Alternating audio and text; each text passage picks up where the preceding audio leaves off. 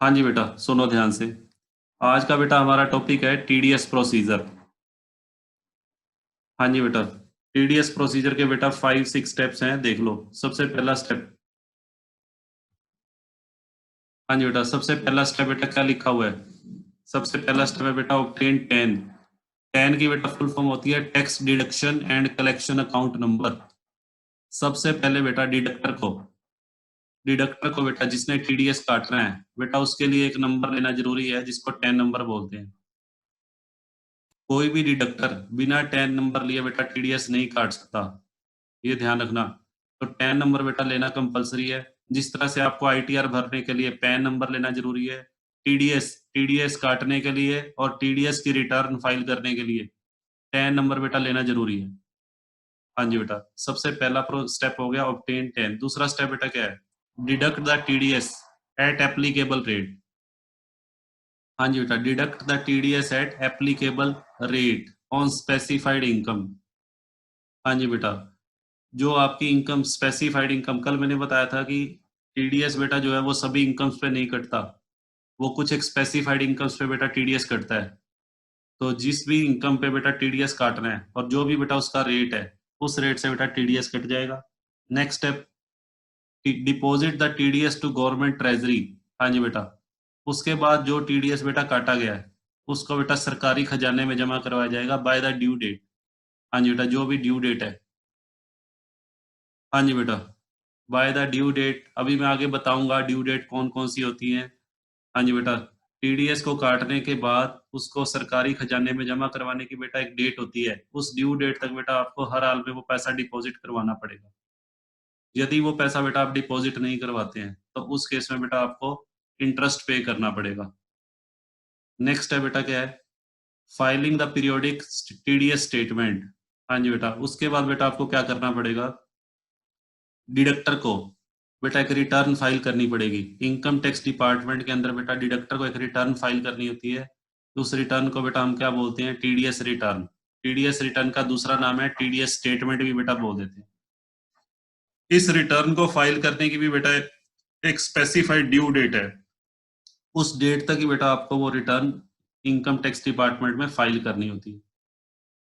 ठीक है। और यदि आप लेट हो जाते हो, यदि बेटा आप टीडीएस स्टेटमेंट या टीडीएस की रिटर्न को ड्यू डेट तक सबमिट नहीं करवाते हैं तो उस केस में बेटा आपके ऊपर पेनल्टी लगाई जाती है। ठीक है, पेनल्टी कितने अमाउंट की होगी और कैसे लगाई जाएगी बेटा, उसका प्रोसेस भी हम आगे करेंगे। ये सारे पॉइंट्स बेटा हमने डिटेल में डिस्कस करने हैं। जितने भी पॉइंट्स मैं बता रहा हूँ ये सब बेटा हम डिटेल में करेंगे सभी। अच्छा, नेक्स्ट क्या है बेटा? Issue the TDS certificate. उसके बाद बेटा जो टीडीएस रिटर्न फाइल करने के बाद बेटा नेक्स्ट स्टेप क्या होता है कि जो डिडक्टर है, डिडक्टर बेटा डिडक्टी को एक सर्टिफिकेट इश्यू बुक करता है जिसको हम टीडीएस सर्टिफिकेट बोलते हैं। इस सर्टिफिकेट के आधार पर डिडक्टी अपनी फाइनल टैक्स लायबिलिटी को बेटा कम करवा सकता है। जितना टैक्स बेटा टीडीएस के माध्यम से उसने पे किया है, फाइनल टैक्स लायबिलिटी में से उतना अमाउंट क्या हो जाएगा? कम हो जाएगा। और ये बेटा सर्टिफिकेट जो इश्यू किया जाता है टीडीएस सर्टिफिकेट डिडक्टी को, इसकी भी बेटा एक ड्यू डेट है।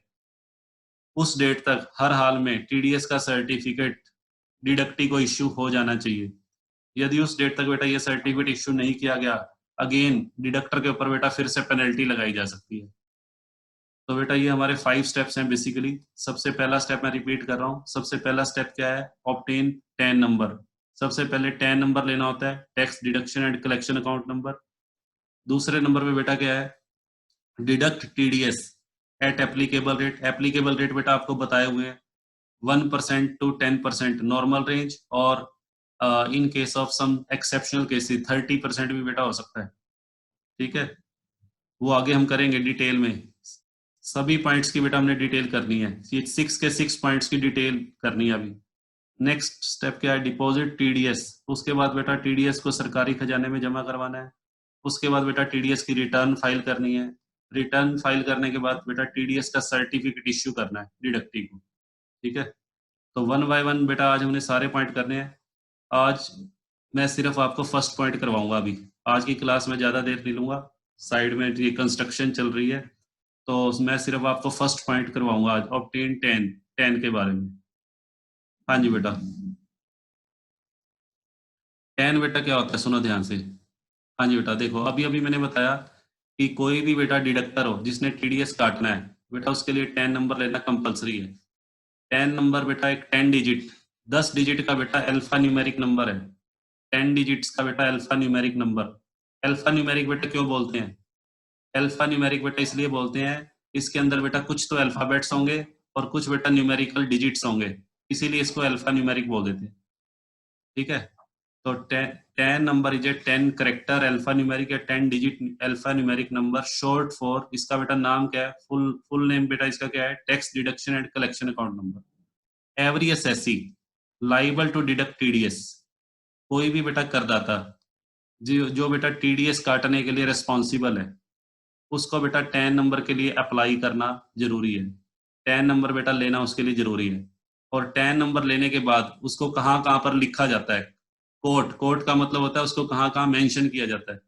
उसको बेटा मेंशन किया जाता है ऑल टीडीएस रिटर्न, जब बेटा डिडक्टर टीडीएस रिटर्न फाइल करेगा उसमें उसको मेंशन करना पड़ेगा। टीडीएस पेमेंट, जब वो टीडीएस की पेमेंट करेगा सरकारी गवर्नमेंट को, सेंट्रल गवर्नमेंट को बेटा, सेंट्रल गवर्नमेंट के बिहाफ पे जिन बैंक्स को ऑथोराइज किया गया है उन बैंक्स को बेटा वो पेमेंट करेगा। तो बैंक में बेटा पेमेंट करते समय 10 नंबर लिखना जरूरी है। And any other communication regarding TDS with the income tax department, income tax department के साथ टीडीएस को लेकर बेटा किसी भी तरह का कम्युनिकेशन, उसके अंदर भी बेटा 10 नंबर लिखना होगा। ठीक है, कोई भी मेल डालनी है, कोई भी लेटर भेजना है, कोई भी किसी तरह का कोई भी कम्युनिकेशन होगा इनकम टैक्स डिपार्टमेंट के बीच में और डिडक्टर के बीच में, तो वो बेटा किसके माध्यम से होगा, 10 नंबर के माध्यम से। तो बेटा क्या क्या बातें ध्यान रखनी है, सुनो। पहली बात, 10 नंबर कितने डिजिट्स का होता है बेटा, 10 डिजिट्स का, सबसे पहली बात। दूसरी बात, 10 नंबर बेटा अल्फा न्यूमेरिक होता है। अल्फा न्यूमेरिक का मतलब बेटा इसमें तो कुछ अल्फाबेट्स होते हैं, कुछ न्यूमेरिकल डिजिट्स होते हैं।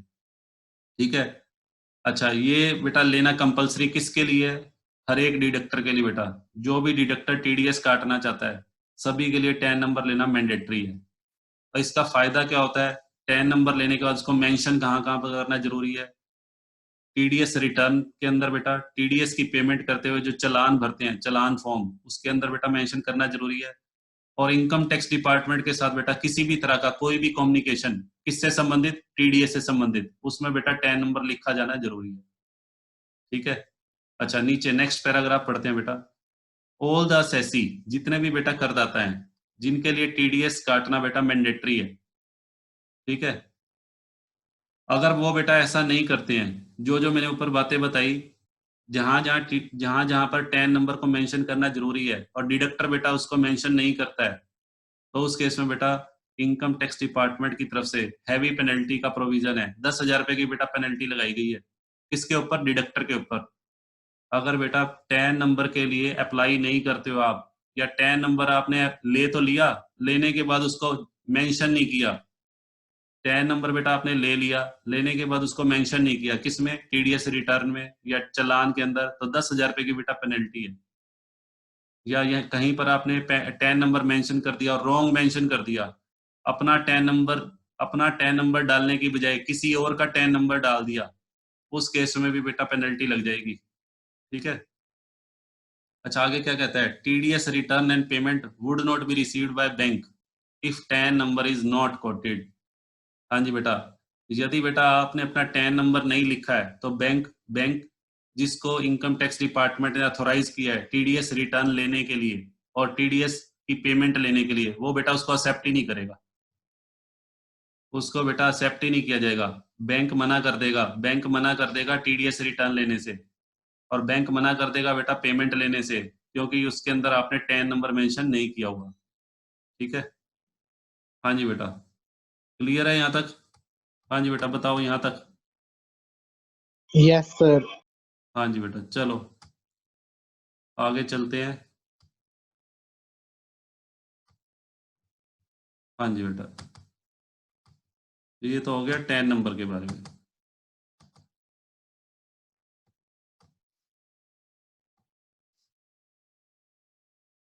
हाँ जी बेटा, अब आ जाओ बेटा time limit and form. 10 number apply करने के लिए बेटा फॉर्म जो भरना पड़ता है 49B। हाँ जी बेटा, 10 नंबर के लिए बेटा एक फॉर्म है, उस फॉर्म का नंबर है बेटा 49B, ये नीचे लिखा हुआ है 49B। बेटा ये इस फॉर्म के अंदर आप अप्लाई कर सकते हो। और इस फॉर्म के अंदर बेटा जब आप 10 नंबर के लिए अप्लाई करोगे, सुनो ध्यान से सुनो मेरी बात, जब अप्लाई करोगे तो बेटा आपको एक फीस भी भरनी पड़ेगी। फीस बेटा 55 रुपए है। 10 नंबर अप्लाई करने के लिए गवर्नमेंट के द्वारा एक फीस निर्धारित की गई है।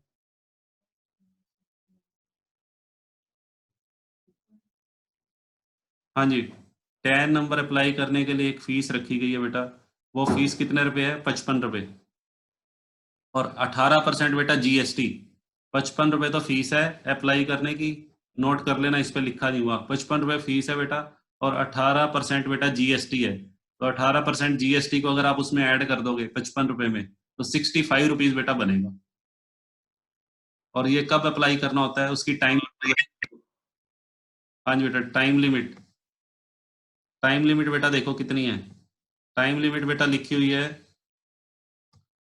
हाँ जी बेटा, टाइम लिमिट कब से है? With in 1 month from the end of month in which the tax was deducted for first time. हाँ जी बेटा, जब डिडक्टर ने बेटा पहली बार टीडीएस काटा, जैसे केबीसी में गया अमित गर्ग, मान लो केबीसी में अमित गर्ग खेलने वाला पहला बंदा है, तो पहली बार केबीसी वालों ने टीडीएस काटना है। तो बेटा केबीसी वालों को टीडीएस नंबर लेना पड़ेगा कितने टाइम के अंदर? With in 1 month from the end of month in which tax was deducted for first time. जैसे मान लो अमित ने सपोज करो बेटा जनवरी में खेलने के लिए गया था केबीसी, तो जनवरी में टीडीएस काटना है।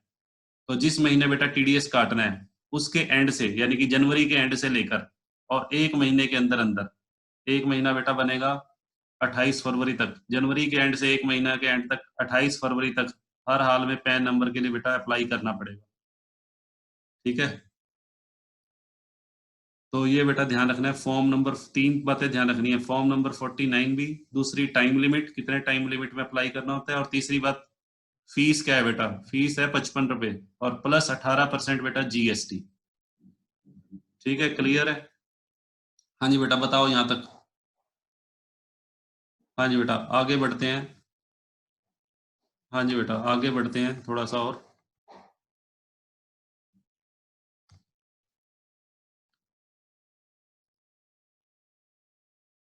हाँ जी बेटा, देख लो बेटा कैसा होता है 10 नंबर बेटा, कैसा होता है इधर देखो जी। 10 नंबर बेटा यूनिक आइडेंटिफिकेशन नंबर, ये बेटा डिडक्टर का यूनिक नंबर होता है। हर एक डिडक्टर का, यूनिक का मतलब होता है बेटा हर एक डिडक्टर का बेटा अलग अलग होगा। ऐसा नहीं होगा कि कौन बनेगा करोड़पति वालों का टीडीएस का जो 10 नंबर है वो किसी बैंक के 10 नंबर से मैच कर जाएगा। बैंक का बेटा 10 नंबर अलग होगा, केबीसी वालों का 10 नंबर अलग होगा, लॉटरी लॉटरी की इनकम देने वालों का उनका 10 नंबर अलग होगा। हर एक डिडक्टर का, कोई भी बेटा डिडक्टर होगा सभी का 10 नंबर बेटा अलग अलग होगा। किन्हीं भी दो डिडक्टर का बेटा 10 नंबर सेम नहीं हो सकता। जैसे कॉलेज में किन्हीं भी दो स्टूडेंट का बेटा रोल नंबर सेम नहीं हो सकता। रोल नंबर बेटा आपका सभी बच्चों का अलग अलग है। वैसे ही डिडक्टर का बेटा जो 10 नंबर होगा वो भी यूनिक होगा, इसीलिए इसको यूनिक बोलते हैं, यूनिक आइडेंटिफिकेशन। हाँ जी बेटा, सेकंड पॉइंट क्या लिखा हुआ है? Mandatory to quote 10 on challan and return. हाँ जी बेटा, 10 नंबर को कहाँ पे मेंशन करना जरूरी है?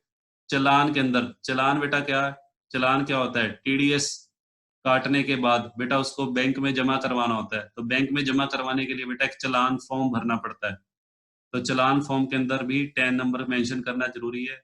और रिटर्न, रिटर्न बेटा इनकम टैक्स डिपार्टमेंट के पास हर एक डिडक्टर को टीडीएस की रिटर्न फाइल करनी होती है। तो टीडीएस की रिटर्न फाइल करते हुए बेटा उसमें मेंशन करना जरूरी है। हाँ जी, नेक्स्ट पॉइंट क्या है? Non obtaining. यदि बेटा आप 10 नंबर नहीं लेते हो, नॉन ऑब्टेनिंग का मतलब है बेटा यदि आप एक डिडक्टर हो, आपने टीडीएस काटा है परंतु आपने 10 नंबर नहीं लिया, या 10 नंबर ले तो लिया बट बेटा उसको आपने फॉल्स, आपने कहीं लिखते हुए बेटा गलती कर दी, मेंशन करते हुए उसको रॉन्ग, आपने कोई अल्फाबेट या कोई डिजिट गलत लिख दिया, तो 10,000 रुपए की बेटा पेनल्टी है। अब बेटा देखो इसमें क्या कहता है। हाँ जी बेटा, 10 नंबर के अंदर बेटा ये जो नीचे उसका सैंपल दिया हुआ है, सैंपल ऑफ 10 नंबर, इसके अंदर बेटा पहले 4 अल्फाबेट्स है। अब सुनो ध्यान से, पहले 4 बेटा अल्फाबेट है, अगले 4 बेटा नंबर हैं, पहले 4 तो अल्फाबेट हो गए, नेक्स्ट 5 बेटा नंबर हो गए और लास्ट में फिर अल्फाबेट। अब दोनों सुनो, पहले जो 3 अल्फाबेट है बेटा, पहले 3 अल्फाबेट NGP जो लिखा हुआ है, ये बेटा आपकी सिटी का नाम हो सकता है, आपकी सिटी का कोड वर्ड। जैसे जींद का है JND, अगर मैं जींद की बात करूं JND, ये NGP कहाँ का हो सकता है बताओ? NGP बेटा कहाँ का हो सकता है बताओ? नागपुर। हाँ नागपुर का हो सकता है, NGP नागपुर बनता है इससे। तो पहले 3 जो अल्फाबेट हैं वो बेटा सिटी के लिए हैं, ठीक है? सिटी के हो सकते हैं या स्टेट का भी हो सकता है बेटा, इसमें कोई हो। तो NGP ये बेटा सिटी को रिप्रेजेंट करते हैं। अच्छा ओ, ओ बेटा जो है, ओ, ओ जो है बेटा आपके नाम का पहला अल्फाबेट। जैसे ओम प्रकाश है, ओम प्रकाश के नाम का पहला अल्फाबेट क्या हो गया? O, तो वो बेटा ये हो गया O, ठीक है? जैसे मेरे नाम का पहला अल्फाबेट P है, तो मेरा बेटा फोर्थ अल्फाबेट मेरा P आएगा, ठीक है? तो जो भी आपके नेम का बेटा फर्स्ट लेटर है या फर्स्ट अल्फाबेट है वो ये हो गया। अच्छा नेक्स्ट जो 5 नंबर्स हैं, ये बेटा रैंडम नंबर्स होते हैं। रैंडम, रैंडम का मतलब बेटा इनका कोई क्राइटेरिया नहीं है, अपनी मर्जी से इनकम टैक्स डिपार्टमेंट चूज करके ये फिल करता है, ठीक है? रैंडम नंबर होते हैं बेटा। और लास्ट वाला जो अल्फाबेट है बेटा ये भी रैंडम है, रैंडम अल्फाबेट, ठीक है? ये देखो ये लिखा भी हुआ है मैंने नेक्स्ट स्लाइड में। हाँ जी बेटा देखो, पहले 3 अल्फाबेट, हाँ जी बेटा first 3 alphabet represent the name of state और सिटी, स्टेट और सिटी कर लेना।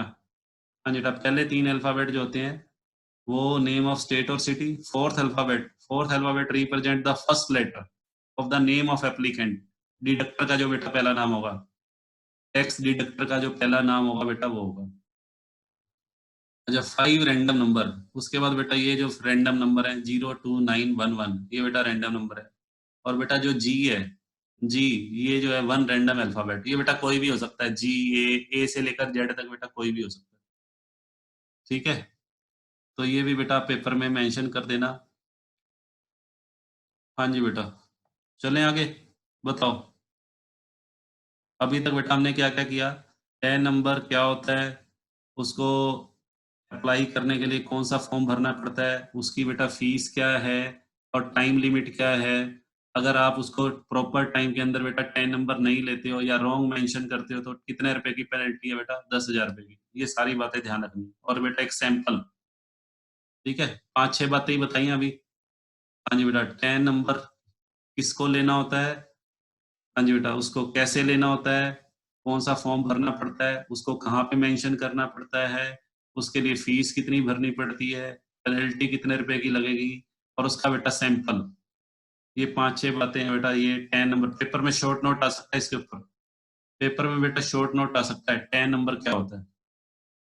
चलो आगे चलते हैं। हाँ जी बेटा आगे बढ़ते हैं।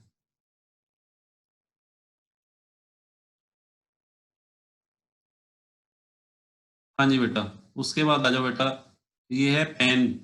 वैसे 10 नंबर के अलावा ये जो पैन नंबर है बेटा, पैन कार्ड के बारे में थोड़ा सा बता देता हूँ।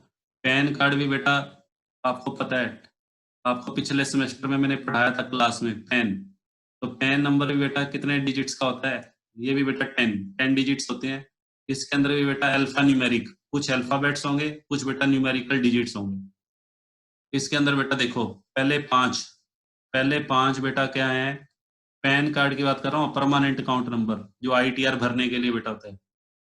तो इसमें बेटा पहले जो 3 अल्फाबेट है, पहले 3 अल्फाबेट बेटा कोई भी हो सकते हैं। ये लिखा हुआ है ए से लेके जेड जेड ट्रिपल जेड तक कोई भी हो सकता है। जो फोर्थ अल्फाबेट है बेटा, फोर्थ अल्फाबेट वो सुनो, इंडिविजुअल, अगर कोई इंडिविजुअल उसके लिए P होता है, फॉर्म के लिए F, कंपनी के लिए बेटा C, HUF के लिए H, एसोसिएशन ऑफ पर्सन के लिए A, ट्रस्ट के लिए बेटा T, ठीक है? तो ये आपको ध्यान रखना है, रैंडम अल्फाबेट नंबर। और ये जो P है बेटा P इंडिविजुअल के लिए होगा। अगर कोई कंपनी है, कंपनी का पैन नंबर है तो यहाँ P की जगह बेटा C मिलेगा। जैसे मेरा बेटा जो परमानेंट अकाउंट नंबर है मेरा यहाँ पे P है, AHS, मेरे पहले 3 अल्फाबेट है AHS, फिर बेटा मेरा P, और उसके नेक्स्ट है मेरा B first letter of the applicant surname, ठीक है? जो आपका बेटा सर नेम है, जैसे मेरे पैन नंबर में बेटा पी के बाद बी आता है, तो वो पी तो मेरे उसके लिए हो गया। पी का मतलब पंकज नहीं है बेटा, पी बी का मतलब ये बाय चांस बन गया पंकज बत्रा, बट टी बेटा किसके लिए है? इंडिविजुअल के लिए। अगर आप बेटा अपना पैन नंबर लेते हो, अगर आप अपना पैन नंबर लेते हो तो आपका भी पी लिखा मिलेगा। ठीक है, आप में से कोई भी बच्चा पैन नंबर के लिए अप्लाई करता है, कई बच्चों के पास पैन कार्ड होगा भी, तो देख लेना बेटा आपका फोर्थ अल्फाबेट जरूर पी मिलेगा, आज चेक कर लेना इसको। और ये बेटा आपका हो गया first letter of the applicant surname. ठीक है, जो भी आपका सरनेम है बेटा उसका पहला लेटर। अच्छा, उसके बाद आ जाओ, उसके बाद बेटा 7190, ये बेटा कोई भी नंबर्स हो सकते हैं, सिक्वेंशियल नंबर, ये बेटा रैंडम नंबर्स हैं। ठीक है, ये कंप्यूटर ऑटोमेटिकली उठाता है 0001 से लेके और 9999 तक बेटा, ये नंबर कुछ भी हो सकते हैं, कंप्यूटर बेटा ऑटोमेटिकली इनको उठाएगा। और के बेटा चेक डिजिट है। ठीक है जी, ये कोई इनकम टैक्स डिपार्टमेंट का बेटा कोई सीक्रेट कोड होता है, जिसकी जिसके माध्यम से इनकम टैक्स डिपार्टमेंट कुछ चीजों को चेक करता है। तो ये बेटा के जो है इनकम टैक्स डिपार्टमेंट कैसे सेलेक्ट करता है उसके बारे में हमें नहीं बताया गया। चेक डिजिट, ये बेटा चेक डिजिट है कोई, ये बेटा कोई सीक्रेट कोड है। ठीक है, तो ये बेटा पैन कार्ड के बारे में। तो पेपर में बेटा अगर पैन कार्ड का शॉर्ट नोट भी आ सकता है, उसकी थ्योरी तो मैंने लिखवाई हुई है पिछले सेमेस्टर में, सैंपल अगर आप लिखना चाहो तो ये लिख देना। हाँ जी बेटा बताओ, क्लियर है यहाँ तक? हाँ जी बेटा बताओ जी। अच्छा, अमित गर्ग कह रहा है कर लिया चेक। हाँ जी बेटा, अमित गर्ग कह रहा है कर लिया चेक सर। तो क्या था उसमें पी, उसमें क्या है आपका? पी है फोर्थ लेटर? पी है सर। अच्छा चलो, पी का मतलब इंडिविजुअल के लिए हो गया, ठीक हो गया। हाँ जी बेटा चलो आगे चलते हैं हम। हाँ जी बेटा, हाँ जी बेटा आप देखो। हाँ जी बेटा कुछ एक बातें हैं देख लो, डिडक्शन ऑफ टैक्स है, टीडीएस से रिलेटेड कुछ एक पॉइंट्स हैं। सबसे पहला पॉइंट क्या लिखा हुआ है? Tax has to be deducted at specified rates in relevant section. हाँ जी बेटा, सबसे पहली बात ये कहता है कि टीडीएस जो डिडक्ट होगा बेटा वो उस रेट से होगा जो सेक्शन के अंदर मेंशन है। जैसे आगे मैं आपको सेक्शन करवाऊंगा, सेक्शन 193, वो बेटा उसका है इंटरेस्ट ऑन सिक्योरिटीज का, interest on debenture, interest on bond, तो उसका बेटा सेक्शन 193 है। डिविडेंड, डिविडेंड का सेक्शन 194 है। तो ऐसे बहुत सारे सेक्शन करेंगे, तो ये कहता है जो टीडीएस कटता है वो स्पेसिफाइड रेट से कटेगा जो उस सेक्शन के अंदर मेंशन है। ठीक है, दूसरी बात, deductor must have pan of पेई। हाँ जी बेटा सुनो, डिडक्टर के पास बेटा, डिडक्टर के पास डिडक्टी का पैन नंबर होना जरूरी है। केबीसी वालों के पास अमित घर का पैन नंबर होना जरूरी है।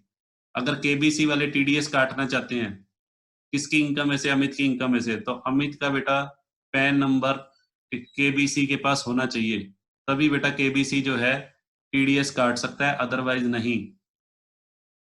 अच्छा तीसरा पॉइंट, तीसरा पॉइंट बेटा क्या है?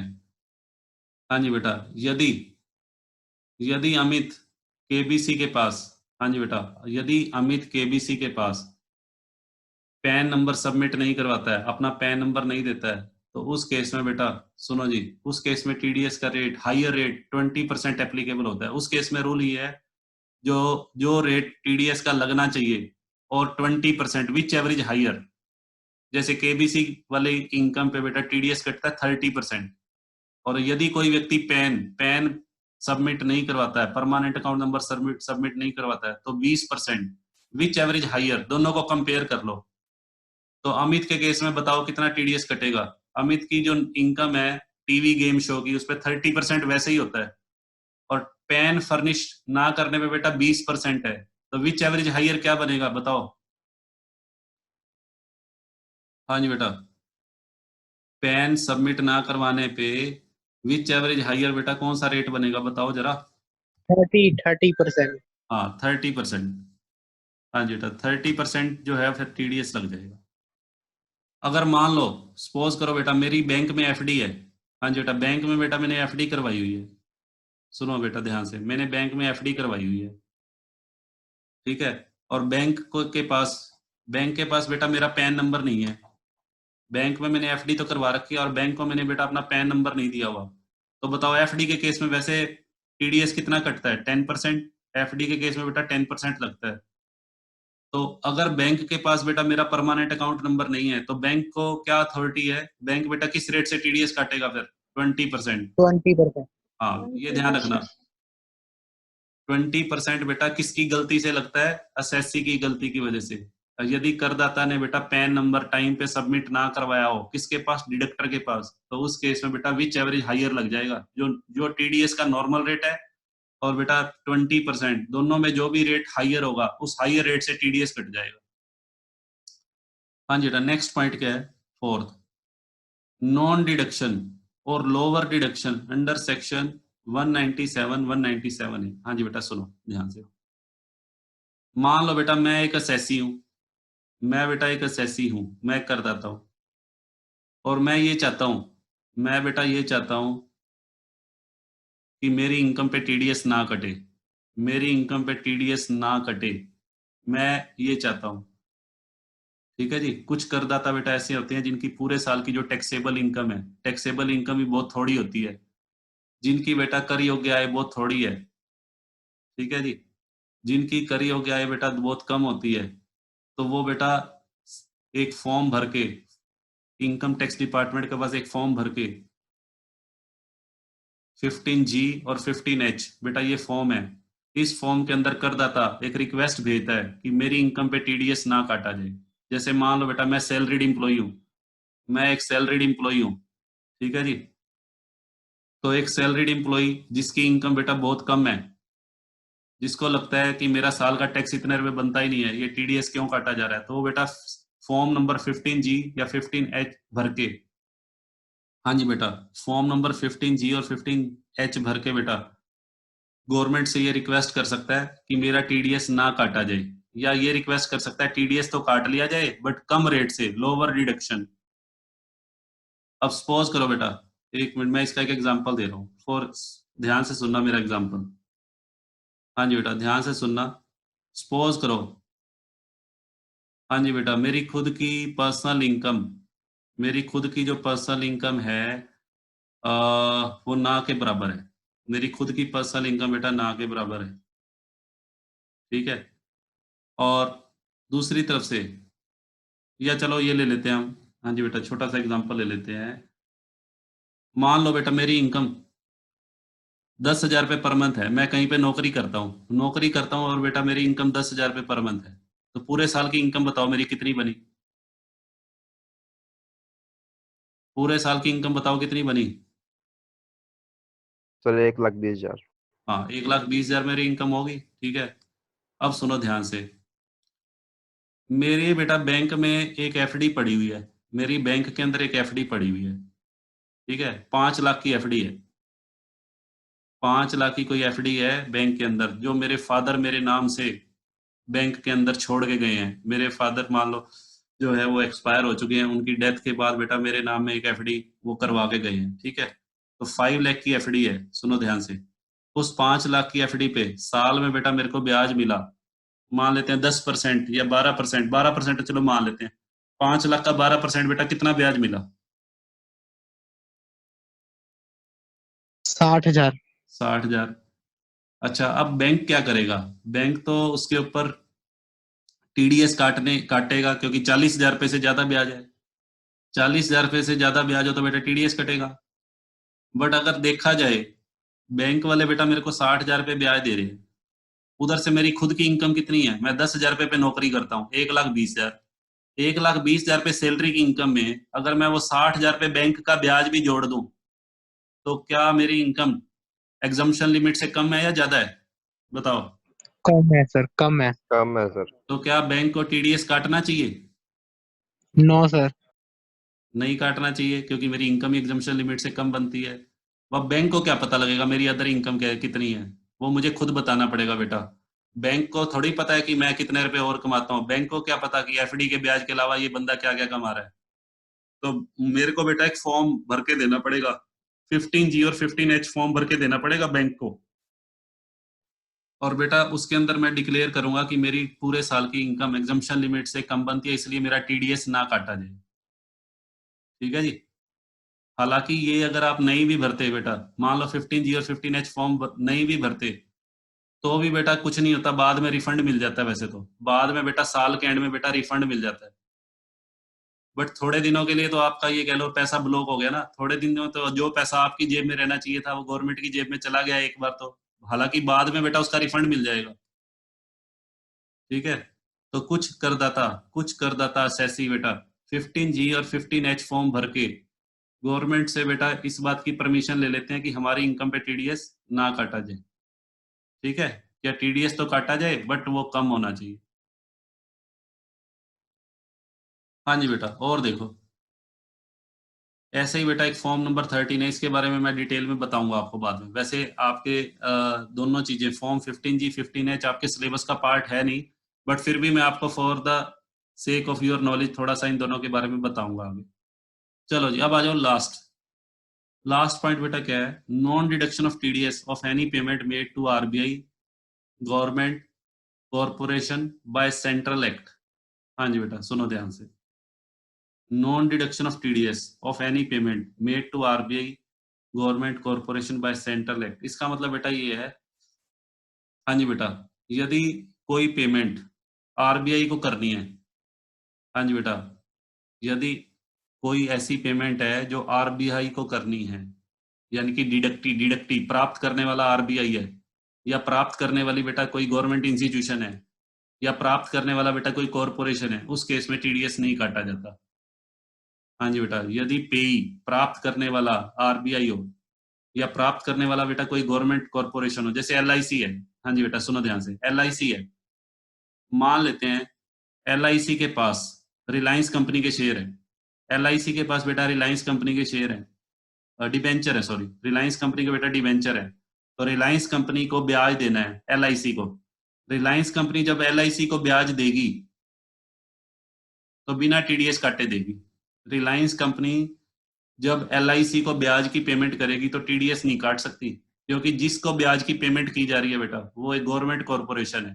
तो किसी आरबीआई को या गवर्नमेंट कॉरपोरेशन को यदि किसी इंटरेस्ट की या कोई भी पेमेंट की जा रही है तो उसके ऊपर बेटा टीडीएस नहीं कटेगा, ये ध्यान रखना। हाँ जी बेटा, ये क्लियर है सारे पॉइंट, एक बार देख लो, दोबारा से पढ़ लो। हाँ जी बेटा, जरा मुझे लिख के बताओ चैट बॉक्स में।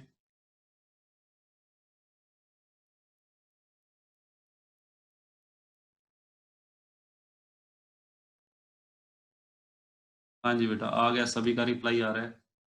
चलो जी, वेरी गुड। हाँ जी बेटा, एक बार देख लो, जो जो अभी तक करवाया बेटा एक बार फिर से नजर मार लो, आपको सारी चीजें मुझे याद भी करवानी है अभी। हाँ जी बेटा, देखो आज का बेटा लेक्चर मैं रिपीट कर रहा हूँ, बस आज इतना ही करेंगे, बाकी कल करवाऊंगा आपको। सबसे पहले बेटा क्या करना होता है, सबसे पहले 10 नंबर लेना होता है। 10 नंबर लेने के बाद बेटा, हाँ जी बेटा, टीडीएस का डिडक्शन होगा। टीडीएस डिडक्शन के बाद बेटा उसको सरकारी खजाने में जमा करवाया जाता है। सरकारी खजाने में जमा करवाने के बाद बेटा उसकी रिटर्न फाइल करनी होती है। रिटर्न फाइल करने के बाद सर्टिफिकेट ऑफ टीडीएस बेटा इश्यू किया जाता है। ठीक है, उसके बाद नेक्स्ट 10 नंबर बेटा क्या होता है, 10 नंबर बेटा 10 डिजिट का अल्फा न्यूमेरिक नंबर है। ठीक है, ये हर एक डिडक्टर के लिए जो टीडीएस काटना चाहता है बेटा उसके लिए लेना मैंडेटरी है। इसको अप्लाई करने की बेटा फीस कितनी है, फीस बेटा 55 रुपए, 55 रुपए प्लस 18% जीएसटी, तो टोटल मिला के बेटा 65 रुपए फीस लगेगी। ठीक है, और इसको कहाँ कहाँ कोट करना जरूरी होता है, कहाँ कहाँ मेंशन करना जरूरी होता है, टीडीएस रिटर्न के अंदर, चालान फॉर्म के अंदर, और किसी भी तरह का कोई भी कम्युनिकेशन टीडीएस से संबंधित इनकम टैक्स डिपार्टमेंट के साथ करना हो बेटा। और यदि आप ऐसा नहीं करते हैं बेटा 10,000 रुपए की बेटा पेनल्टी भी लगेगी। ठीक है, और फॉर्म नंबर बेटा 49B, और कितने टाइम के अंदर, from the end of month in which tax was deducted for first time. हाँ जी बेटा, फिर इसका सैंपल था, सैंपल में बेटा पहले ये जो बताया फर्स्ट 4 अल्फाबेट्स होते हैं, नेक्स्ट 5 नंबर्स, और फिर बेटा लास्ट में एक अल्फाबेट। ठीक है, और यदि कोई पेन सबमिट नहीं करवाता बेटा तो उस केस में 20% बेटा हायर रेट से भी टीडीएस कट सकता है, जो रेट एप्लीकेबल है, और 20% विच एवरेज हायर।